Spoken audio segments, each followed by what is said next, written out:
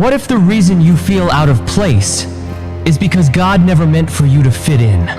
What if the silence, the loneliness, and the aching disconnect are not signs you're lost, but signs you've been chosen? And what if the pain you carry is not punishment, but preparation for something far greater than you imagined? There is something sacred yet often misunderstood about being called, something profoundly weighty about being chosen. It's not always a feeling of excitement or honor. In fact, it's usually the opposite. When God sets you apart for a purpose that stretches beyond yourself, it doesn't come lightly. It comes with a burden known most people will never have to bear, because those who are chosen for something higher rarely walk the same path as everyone else, and often they walk it alone. When God calls you, He doesn't call you into comfort. He doesn't place you safely within the crowd so you can blend in, disappear.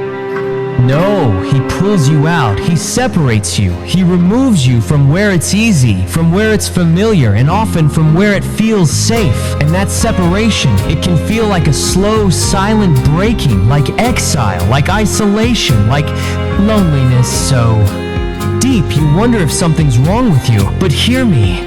You were never meant to belong in the place you were called to lead. The discomfort, the distance, the disconnection. It's not a mistake, it's evidence. The weight of being chosen is not visible to the eye, but it is deeply felt in the soul. It changes how you see the world. It sharpens what you hear in the spirit. It places a vision inside you, a fire that refuses to go out no matter how misunderstood you are. And you will. Try to explain that fire to others. You'll try to show them what God showed you, but they won't see it. You'll try to bring them with you, but they won't come. That's where the ache begins. Because being chosen doesn't just set you apart from the noise of the world, it often distances you from the people closest to you. And if you've ever sat in a room full of people and still felt alone, smiled in conversations but felt like a stranger, or stood among family and still felt unknown, you know this ache. Here is your requested text with punctuation removed, except colons, and formatted in one continuous line without line breaks. It's the pain of divine disconnection. Not because you've done something wrong, but because God is doing something right. Something in you that He is not doing in everyone else. So let me be clear. That loneliness you feel is not a flaw, it's a signal. That deep inner restlessness is not an error, it's alignment. You were never called to live, think, or move like the rest of the world. That's why you don't relate. That's why you feel out of rhythm. It's not because you're broken, it's because you're different. You are chosen. You see what we talked about before. Feeling different, feeling distant isn't just a side effect of being chosen. It's part of God's design, because what He's building in you requires a kind of solitude most people won't understand. There's something sacred inside you, something God has placed there that cannot grow in crowded places. It cannot thrive in constant noise. It demands focus, requires discipline. It asks for radical obedience, and perhaps hardest of all, it calls you to release your need to be understood by others. This is not a new story. In fact, it's the pattern of every person God has ever used in a mighty way. Moses was raised in a palace, surrounded by luxury, trained among royalty, but he never truly belonged. And when his calling emerged, he was rejected by the very people he was born to lead. Joseph carried a dream straight from heaven, but before he ever saw it come true, he was betrayed by his own brothers, stripped of everything familiar and thrown into a prison. David anointed by the prophet to be king while still a young boy, but instead of being crowned, he was sent back to the fields. Again and again passed over, forgotten, tested in silence. The message is clear. Before the chosen step into their calling, they are almost always led into a season of loneliness. A season that breaks them, humbles them, and brings them to their knees. But make no mistake that breaking is never wasted, it is necessary. Because when God prepares you, He doesn't just build your future, He refines your foundation, He removes what can't go with you. These relationships that were only meant for a season, habits that hinder your growth, distractions that drown out His voice. And sometimes, the only way God can get your full attention is to pull you away from everything and everyone you thought you needed to feel whole. I know that space. I know it hurts. I know there are nights when your heart aches so badly, you question whether you were really called at all. Nights when you stare at the ceiling and whisper, God, why would you give me a burden this heavy? And here's what I want you to hear today. You are not weak. You are not overlooked. You are not failing. You are being forged. You were built for this. You were chosen for this. And if God called you to it, He has already provided the strength you'll need to carry it. The loneliness you feel, it's not the final chapter, it's the introduction to something greater. Because loneliness is not abandonment, it's alignment. It's the refining fire where purpose is purified. It's the sacred stillness where God speaks the loudest. It's the quiet space where heaven shapes you into someone who can carry glory. So don't fight it. Don't run from it. Embrace the process. Because one day when the fog lifts, when the doors swing open, when the fullness of your calling unfolds before your eyes, you'll look back and realize that the loneliness wasn't loneliness at all. It was God walking with you, whispering through the silence, molding you into the leader you were always meant to become. But what happens when it's not just loneliness that finds you? What do you do when rejection cuts even deeper? When the very people you believed would support you turn their backs? Rejection doesn't always feel like purpose and prey disguise. In fact, right after the season of loneliness we spoke about, many find themselves hit with something even deeper. The sting of being dismissed, overlooked, or pushed away by those they thought would stay. And that pain, it doesn't just ache quietly, in your heart. It shakes you to your very core. But here's what you need to remember. Rejection is not punishment. It's preparation. It's not God saying you're not worthy. It's God declaring you are being set apart. Too often we internalize rejection as personal failure. We take it as proof that we missed something, that we're not good enough, not lovable enough, not useful enough. But what if rejection isn't about your lack, but about God's protection? What if He allows certain people to walk away so that they don't distract you from the mission He's assigned to? It's your life. Think of Joseph. He had a God-given dream, a vision that carried divine promise. But before he ever stepped into it, his own brothers rejected him, threw him into a pit, and sold him into slavery. From the outside, it looked his life was falling apart. But in reality, everything was falling into place. Every painful moment was pushing him toward the very place God had already prepared. If Joseph had been embraced by his brothers, he might have stayed stuck in a familiar place, living a small life. But because they rejected him, he was set on a path toward greatness, toward Egypt, the palace, and the very position that would one day save nations. Sometimes the people we believe will cheer us on are the very ones who push us away. Not everyone will understand your calling. Not everyone will recognize your vision. And yes, it will tempt you to shrink back. You may feel the urge to silence your voice, to lower your purpose just to be accepted. But remember this: God didn't call you to be accepted. He called you to be set apart. He called you to lead, to rise, to stand where others won't. And that means rejection isn't your enemy. It's a signal, a divine message that you are being preserved for something greater. So don't mourn the closed doors. Don't chase after those who left. Don't try to re-enter rooms God has already called you out of. If God allowed that door to shut, it's because what's behind it no longer fits the future. He's building for you. You might not see the reason now. You might not understand the pain in the moment. But if you keep trusting, if you keep walking in faith, you'll look back one day and say, every no was a step toward a better yes. Some of you are still holding on to the words that wounded you, the people who walked away, the memories that haunt you, and that grip is keeping you from stepping into what God has for you next. But what if that rejection you're carrying wasn't meant to define you, but to develop you? What if the pain was never meant to hold you back, but to make you stronger? We talked about rejection, and heaven prepares more than it punishes. But even after it happens, too many of us still carry the echo of it in our hearts. You're still hearing the words they spoke. You're still letting what they said replay in your mind like a broken record, and slowly, without even realizing it, their opinions have started to shape how you see yourself. But let me speak this clearly. Your value is not determined by those who walked away from you. Your worth is not anchored in the people who couldn't see your calling. Your assignment doesn't get canceled just because someone else couldn't comprehend it. If God called you, that is your confirmation. If God chose you, then no amount of human rejection can undo what heaven has already declared. You have to shift how you see it. Don't look at rejection as failure. Don't view it as loss. Start seeing it as movementas, holy redirection. God is closing the doors that were never meant to stay open. He's removing people who cannot walk with you into the next chapter of your life.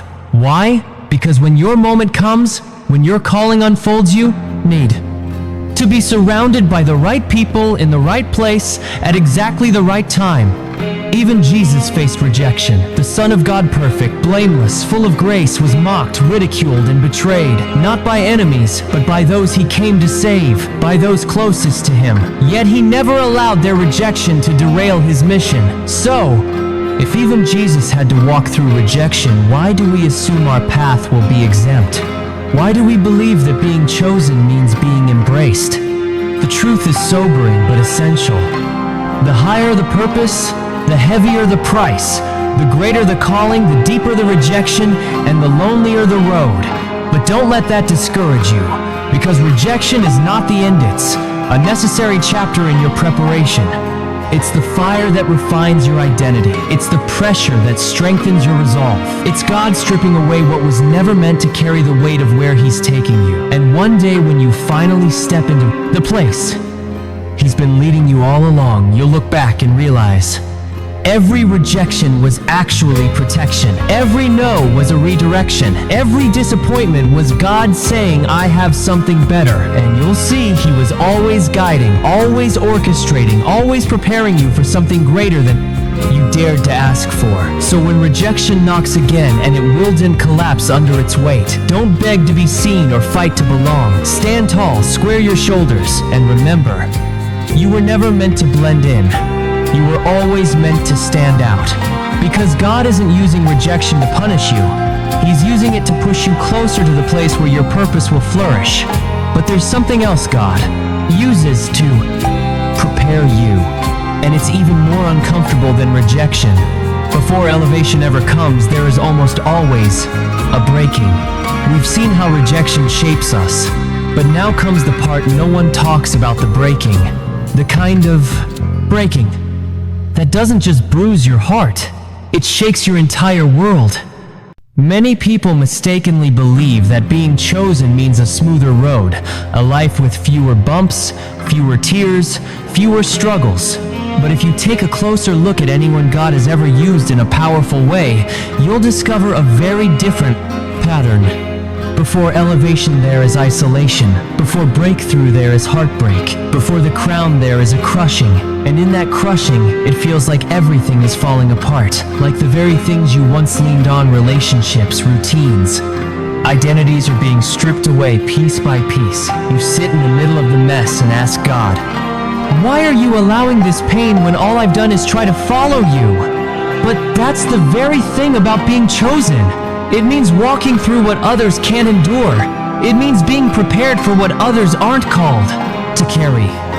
When God places a high calling on your life, He doesn't take shortcuts with your soul. He can't afford to let you walk into your purpose unprepared. He won't allow pride, bitterness, unforgiveness, or unhealthy attachments to weigh you down. So He allows the breaking, not because He is cruel, but because He is committed to your transformation. Because what He has for you is far too great to be carried by who you are right now. Look at David, anointed as a boy called to be king. But before the throne ever came, he ran for his life. He hid in caves. He was betrayed by the very people he once defended. Yes, he had the oil of anointing, but he still needed the fire of the process. And the process, it wasn't easy. It was painful. Some of you are there now, right in the middle of your own breaking. Doors are closing, relationships are unraveling, prayers feel unanswered, and you're asking, why me? Why now? Why this way? But the answer is simpler than you think. Because God is forming you into who you were always meant to be. Gold is refined by fire. Diamonds are formed under pressure. Oil flows only when the olive is crushed. And you, the treasure inside you, can only be drawn out through the breaking. The dreams He gave you, the purpose He planted within you, the strength He buried deep inside you, none of it surfaces in comfort. It is forged in the fire of surrender. It won't happen when life is easy. It won't happen when you have all the answers. It happens when you are on your knees, empty of everything except trust, when every earthly thing has fallen away, and the only thing left to cling to is His Word. So if you feel like you're in the crushing, don't lose heart, because the breaking is not the end. It is the place where purpose is born. The breaking we just spoke of, it won't make sense while you're in it. It rarely does. But one day when you look back, you'll see it with different eyes. You'll see how the tears had purpose, how the heartbreak had direction, how the losses were actually making room for more. You'll realize that what felt like rejection was actually God's protection. What looked like suffering was divine preparation. And what seemed like the end, it was only the beginning of the person God was shaping you to become all along. That's why you must not resist the process. Don't try to rush through the healing. Let God take His time. Let Him do what He knows must be done. Let Him peel away everything that can't stay with you on the journey ahead. The distractions that cloud your focus, the attachments that slow you down, the habits that no longer align with who He's calling you to be. And yes, it will hurt. Yes, it might feel unjust. But what He's doing in the pain is forging something inside of you that nothing else could produce. When He's done, you'll be stronger. Not just on the outside, but from the depths of your spirit. You'll be wiserable to discern what once confused you. You'll be unshakable to know because life got easier, but because you grew deeper. And when that moment arrives, when He says, now, and lifts you into the fullness of your purpose, you won't hesitate. You won't question. You'll be ready. But here's the thing. When God sets you apart, it's not always obvious. He doesn't always announce it with signs or wonders. There's rarely a trumpet sound or a spotlight moment. Often the first thing He does is simply make you different. At first even, you may not fully understand it. All you know is something feels off. You're surrounded by people but feel strangely disconnected. You're offered opportunities but they don't quite fit. You try to build relationships but they seem to fade. And you start to wonder, what's wrong with me? Why do I feel so out of place? Why does my journey seem so unfamiliar compared to everyone else's? But the answer is right there in the question. You weren't meant to fit in. You weren't designed to blend where God has called you to lead. You weren't created for a path of ease or sameness because your calling is not like anyone else's. There's something within. Are you that God has set apart? A purpose greater than what you can currently see. And that kind of purpose, it demands a different road, a deeper process, one that others won't always understand. There is a unique weight that comes with being chosen, a quiet ache that walks beside purpose. And if you're not careful, that weight will start to feel like a burden. You'll begin to resent what makes you holy. You'll confuse your uniqueness with being flawed. But what if being different isn't a weakness, but a sign that God's hand is on your life? We just explored how being different is often the first sign that God has set you apart. But let's go deeper, because if you're not careful, that difference will start to feel like a weight. You'll begin to see your uniqueness not as a blessing, but as a burden. You'll begin to question whether something is wrong with you simply because you don't think like others do. You don't move like they move. You don't settle where others settle. But hear this. Clearly, being different is not a curse. It is confirmation. It's the unmistakable evidence that God's hand is on your life. It's the divine fingerprint that says He is calling you higher, preparing you for something far greater than you could. Imagine something that requires you to be completely set apart. And that process of being set apart, It isn't always graceful. It means saying goodbye to certain people, not because they're bad, but because they're not assigned to your next season. It means walking through periods of isolation where your phone is silent, your heart feels heavy, and your spirit wonders if anyone truly understands what you carry. It means entering rooms alone, facing decisions with only the whisper of God's voice as your compass. And it means making choices that don't make sense to those around you. Decisions that require radical faith, sacrifice, and a quiet kind of courage. Just look at Moses, raised in the palace of Pharaoh, surrounded by opulence, comfort, and status. He had every reason to stay, every opportunity to enjoy a life of ease. But something inside him refused to settle. Something deeper kept saying, "This is not your place." He was called to something greater, and that call led him not into more comfort, but into the wilderness, into the unknown, into a long season where all he had was God. But it was in that hidden place, in the quiet, in the separation, that God shaped him into a deliverer. Some of you are there right now, in your own personal wilderness, walking unfamiliar paths, surrounded by questions, and it's tempting to think, maybe I got it wrong, maybe I missed the mark. But let me reassure you, this is not punishment, it is preparation. God isn't isolating you to harm you, He is setting you apart to prepare you. He's teaching you how to walk by faith when you can't see the next step, how to lean on His voice when every other voice goes silent, how to depend on Him completely, not just when things are good, but when nothing makes sense. And when that appointed time arrives, when the season shifts and your purpose unfolds, you will see it clearly. Every lonely night, every difficult decision, every moment you felt out of place, it was necessary. You will realize He was never absent, He was never ignoring you.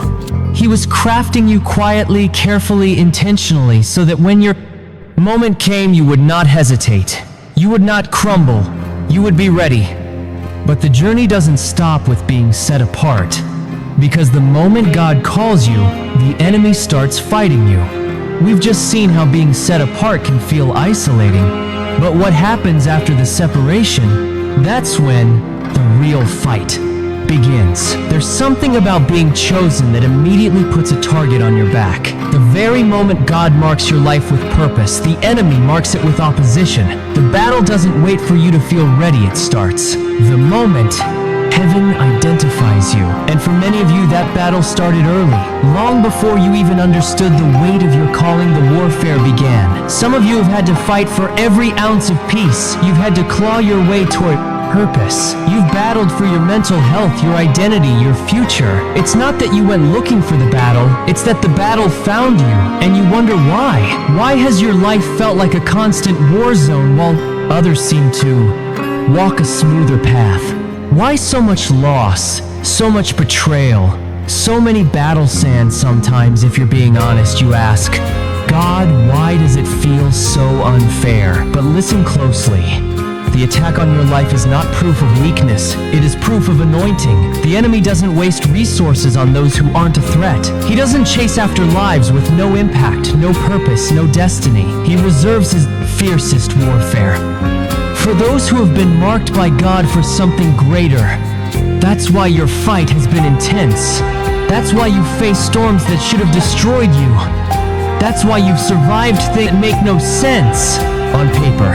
Because even when you can't see the full picture, the enemy can see what God has planted inside of you.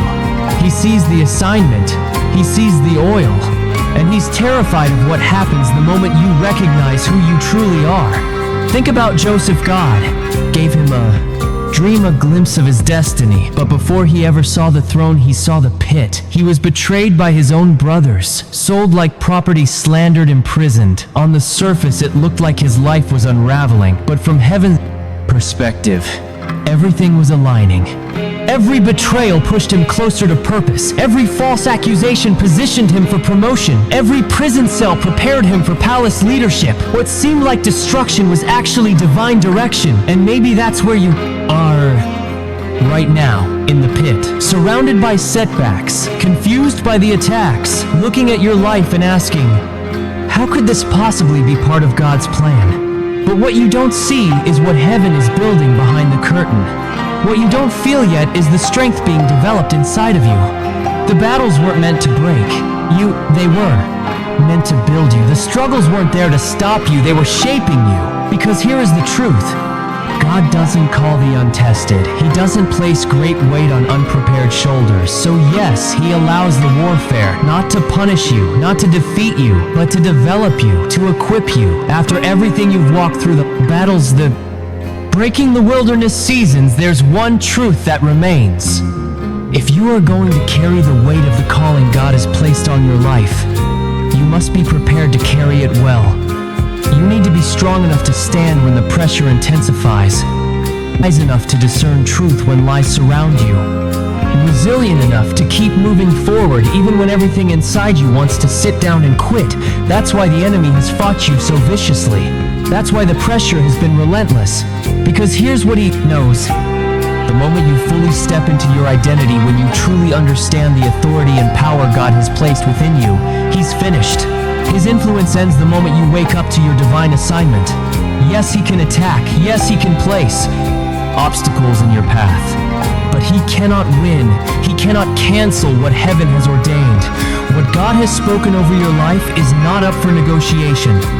So don't let the fight make you bitter. Don't let the warfare make you forget who you are and whose you are. Every fight you've endured, every setback you've survived, every hardship you've overcome is not just pain, it's confirmation. It's proof that you're walking in purpose, that you are not ordinary, that you have been handpicked, set apart, marked by heaven. And when you emerge on the other side of this, and you will come out stronger, you will come out wiser, and more than anything, you will come out ready to carry everything God has promised, ready to step into the fullness of what He's designed you for. Keep standing, keep believing, keep moving forward, because victory isn't just possible, it's already yours. When God places a calling on your life, He doesn't just prepare a destination, He prepares you for the path. And that kind of preparation, it rarely looks like you imagined. It almost never comes wrapped in comfort. And it's definitely not something you would have chosen for yourself. Because being chosen doesn't mean things fall easily into place. It doesn't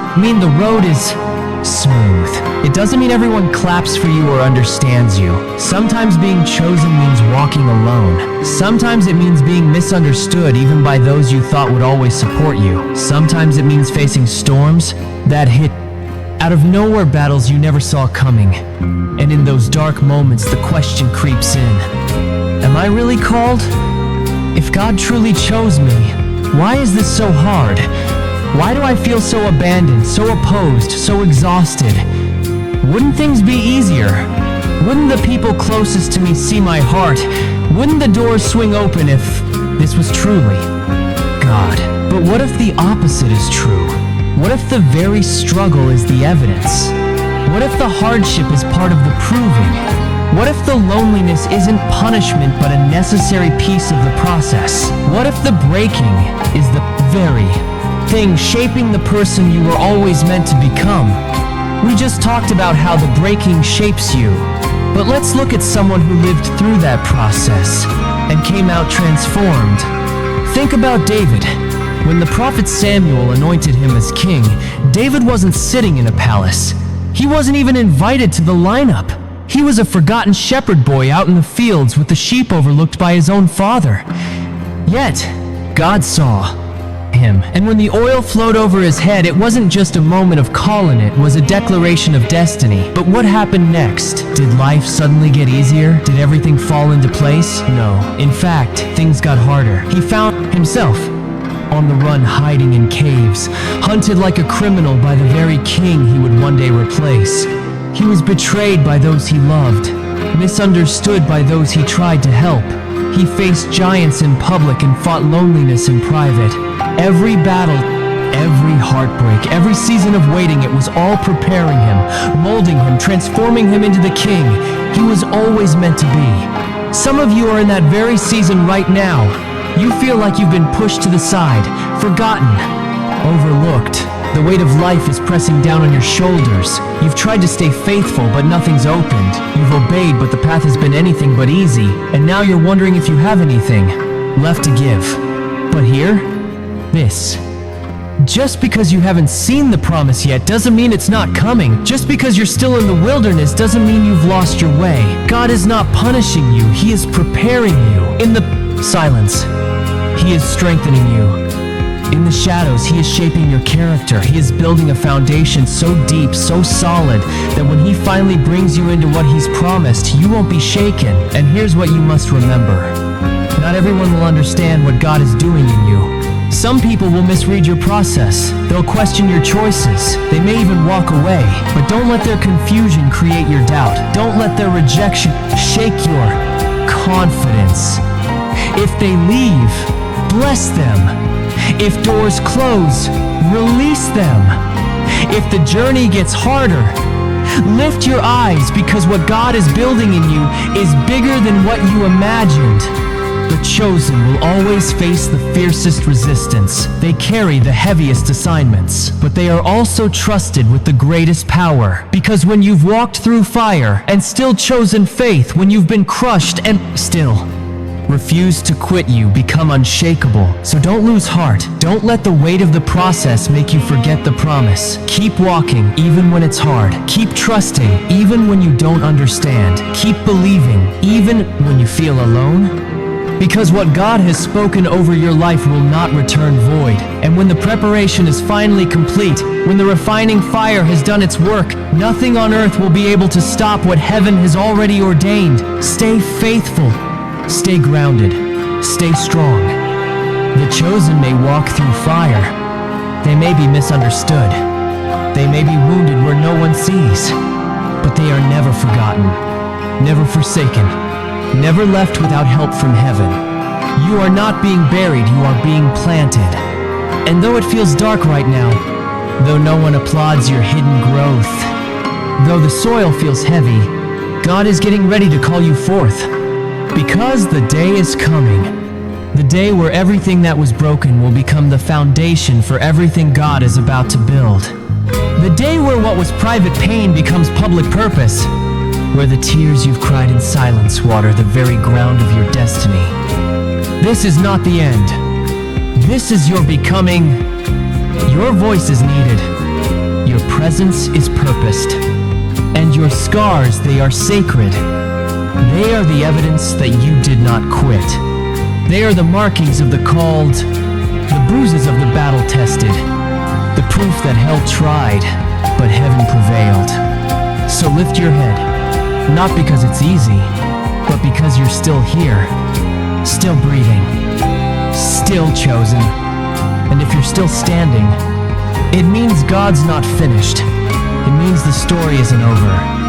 It means the glory that's coming will outweigh the pain that's behind. Don't lose heart. Don't lose focus. Don't lose hope. Because when heaven writes the ending, it's never defeat. It's always destiny.